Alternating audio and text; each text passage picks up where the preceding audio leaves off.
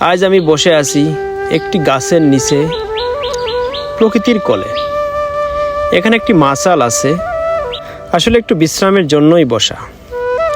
সারাদিনের কাজের পর এমন একটা মুহূর্ত সত্যি অনেক শান্তি দেয়।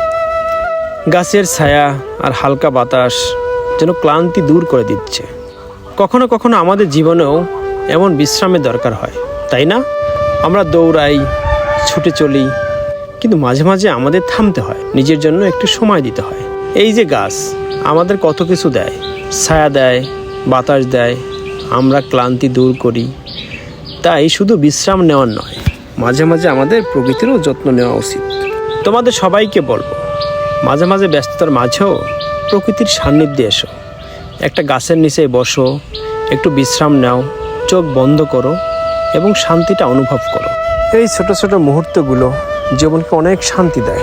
ভালো থেকো, সুস্থ থেকো, মাঝে মাঝে নিজের জন্য সময়